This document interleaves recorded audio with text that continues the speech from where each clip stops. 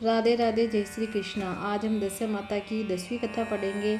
एक बार दशा माता दियाड़े बाबूजी जंगल में जाते और चौपड़ बिछाते हैं तो दियाड़ा बाबूजी और दशा माता बोले, चौपड़ तो खेले मगर अपने हार जीत की साख कौन भरेगा। तभी जंगल में से एक ब्राह्मण गुजरता नजर आया। दोनों ने उसको आवाज़ लगाई कि ब्राह्मण, तुम हमारे हार जीत की साख भरोगे क्या। तो ब्राह्मण बोला, हाँ महाराज, मैं भरूंगा।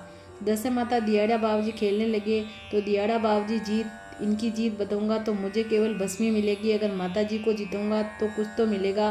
तो उसने झूठी साख भर दी कि आप दोनों में माता जी जीती है। तो दियाड़ा बाबूजी ने कहा, ब्राह्मण ध्यान से बोल रहे हो, कहीं कोई चूक तो नहीं है। ब्राह्मण बोला, नहीं महाराज, मेरे से कोई चूक नहीं हुई।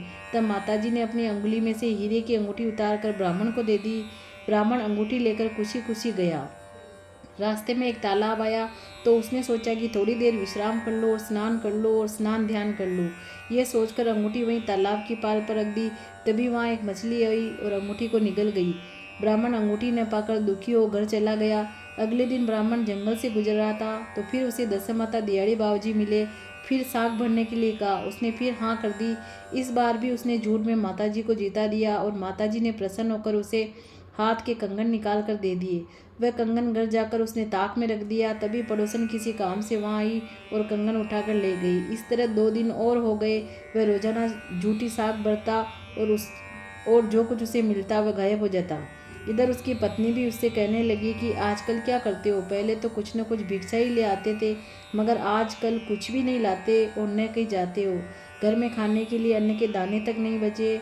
तब वह अपनी पत्नी को सारी बात बताता है कि मैं जंगल से गुजर रहा था तो रास्ते में मुझे दशा माता और दियाड़ा बाबूजी मिले।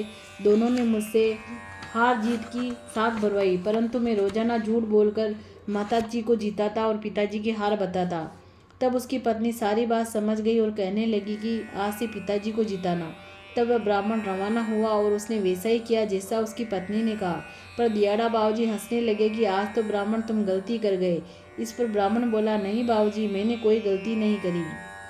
तब दियाड़ा बाबूजी ने उसकी झोली में भस्मी डाल दी। वह मन में दुखी हुआ कि पत्नी की बात मानकर मैंने पिताजी को जीता तो दिया पर उन्होंने तो मुझे ये भस्मी दी। अब आज पत्नी को जाकर क्या कहूँगा। ऐसा सोचते हुए वह घर गया और जाकर उस भस्मी को एक कोने में डाल दिया और बाहर जाकर मंदिर पर बैठ गया कि आज तो पत्नी आएगी और डांटेगी। इधर पत्नी घर में आती है और देखती है कि घर में तो हीरे मोती से जगमगा रहा है। वह तो दंग रह जाती है। बाजार से बहुत सारा खाने पीने का सामान, नए नए कपड़े, गहने आदि बनवाती है। तरह तरह के भोजन बनाती है। इधर ब्राह्मण मन ही मन बहुत घबरा रहा था कि तभी उसके बच्चे उसे बुलाने आते हैं। कहते हैं कि बापू, माँ घर बुला रही है। वह डरता डरता कहता है कि हाँ तुम चलो, मैं आ रहा हूँ। और वह घर जाता है। घर आकर देखता है कि घर में तो बहुत अन्न धन हो गया।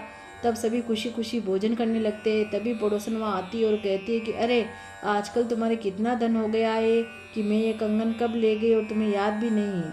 उधर ब्राह्मण संध्या आरती पर तालाब के किनारे गया और स्नान करने के लिए एक तालाब में उतरा कि एक मछली किनारे पर अंगूठी डाल रही थी। वह देखकर खुश हुआ और हीरे की अंगूठी ले घर आया। तब उसने कहा कि ये तो दशा माता दियाड़ा बाबूजी का दिया हुआ सब कुछ है। तब उसकी पत्नी कहती है, आगे से भी ध्यान रखना कि आदमी का कमाया फलता है, औरत का कमाया फलता नहीं है। हे दशा माता दियाड़ा बाबूजी, जैसा उस ब्राह्मण को फल दिया वैसा सभी को देना।